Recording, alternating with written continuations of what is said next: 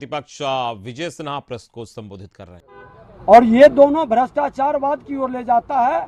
आपने देखा आज सदन के अंदर कि किस तरह से संवैधानिक पद पर बैठा हुआ अध्यक्ष ने कार्यसूची जो जारी किया, सरकार के दबाव में उस कार्यसूची को बदल दिया गया।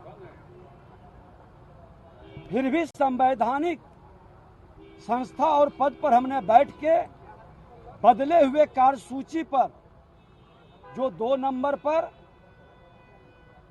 हमारे विशेष कमेटी और आचार कमेटी की रिपोर्ट प्रतिवेदन उपस्थापित करना था सदन में, उसको 4 नंबर पर कर दिया गया था और 24 तारीख की कार्यसूची में भी था। लेकिन आसन पर बैठे व्यक्ति जो मर्यादा लोकतांत्रिक की बात करते हैं और अपने आप को संविधान के शपथ लेने के बाद किस तरह से समाज के अंदर एक नफरत का भाव पैदा करने का प्रयास करते हैं, उन्होंने उस कार्यसूची 4 नंबर पर जो था उसको सदन पटल पर नहीं रखा। क्या ये लोकतांत्रिक है? क्या कार्यसूची में आया हुआ विषय को क्यों रोका गया, क्यों छुपाया गया? क्या विशेष कमेटी के द्वारा जो सदन में चर्चा चली थी कि भ्रष्टाचार घोटाला हुआ था करोड़ों का, उस पर रिपोर्ट कमेटी ने दे दी है और उस घोटाले के रिपोर्ट में सदन को जानने का अधिकार नहीं है? सारा देश दुनिया उसको जानना चाहता है, लेकिन इन्होंने माननीय बिहार के मुख्यमंत्री नीतीश कुमार जी और नेता प्रतिपक्ष तेजस्वी यादव जी, उप मुख्यमंत्री पहले नेता प्रतिपक्ष थे तेजस्वी यादव जी, अब वर्तमान में उप मुख्यमंत्री हैं, उन्होंने कहा कि हम दोनों मिलकर धमाल करेंगे। इनका धमाल का शुरुआत हो गया है। ये भ्रष्टाचार का कमाल करेंगे। ये भ्रष्टाचार के गंगोत्री में फिर से मिलकर डुबकी लगाएंगे। प्रतिवेदन को जो भ्रष्टाचार घोटाला के संदर्भ में है उसको सदन पटल पर उपस्थापित नहीं करना एक शुभारंभ है।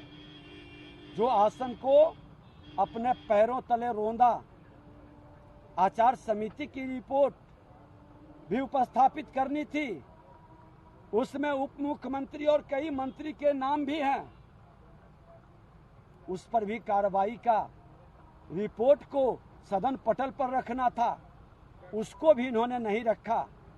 हमने तो सदन में आग्रह किया कि जो कार्यसूची में था, आप नए अध्यक्ष बने हैं, अध्यक्ष किसी पार्टी का नहीं होता है, आसन निरपेक्ष होता है। जिस निरपेक्षता के भाव से हम पर तो आरोप भी लगा था कि आप प्रतिपक्ष को ज्यादा समय देते हैं, प्रतिपक्ष की आवाज को दबाते नहीं हैं। आज वो उम्मीद हम करते हैं नए अध्यक्ष से भी कि प्रतिपक्ष की इस मांग को, इस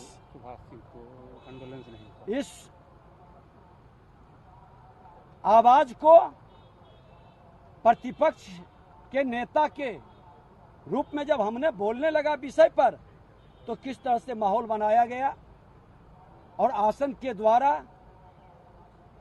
जिस तरह से परिलक्षित हुई, तो आज प्रथम दिन था। हमें उम्मीद है, आसन पर भरोसा है कि आसन की गरिमा और निरपेक्षता को जरूर बरकरार रखेंगे। और वो तो सिवान की धरती से आते हैं, डॉक्टर राजेंद्र बाबू की धरती, जो हमारी विरासत को देश और दुनिया में स्थापित किया, जिस विरासत को ये लोग अपने संकीर्णता, नकारात्मकता से ठहरा दिए, आज उस धरती से जो नकारात्मक भाव उत्पन्न हुआ था, उनके भी अनुभव को लेकर हमारे अध्यक्ष बैठे हैं। हमने कहा है कि बिहार उस नकारात्मक ऊर्जा से फिर प्रभावित न हो। किस विभाग का ये मामला है जो आप बता रहे हैं? ये श्रम संसाधन विभाग का 7 निश्चय, मुख्यमंत्री के ड्रीम प्रोजेक्ट 7 निश्चय कौशल विकास केंद्र के तहत जो कंपनी MKCL की चल रही थी उसी पर यह विशेष कमेटी बनी थी और उस कमेटी के संदर्भ में उजागर करना था। कई बातें चर्चा में आ रही है, लोग पब्लिक के लिए हमको भी बता रहे हैं कि ये सारा मामला है।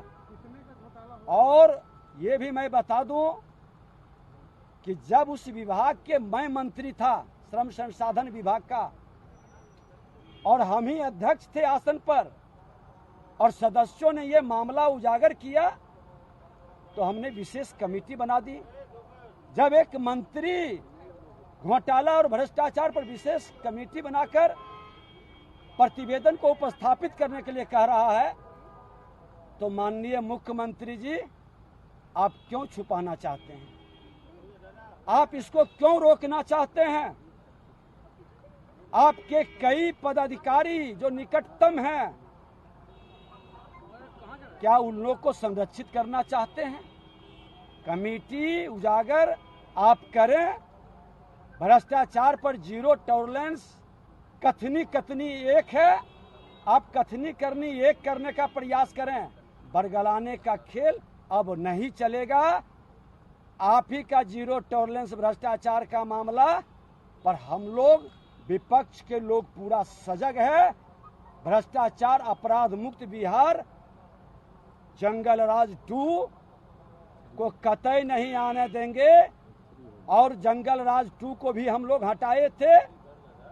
जंगल राज 3 का पार्ट आप जो शुरू किए हैं, इस पार्ट का समापन भी हम लोग आपके ही कारनामा से उजागर करेंगे। आपके नेता को ठंडा करने की बात हो रही है, उप मुख्यमंत्री तेजस्वी यादव ने कहा है।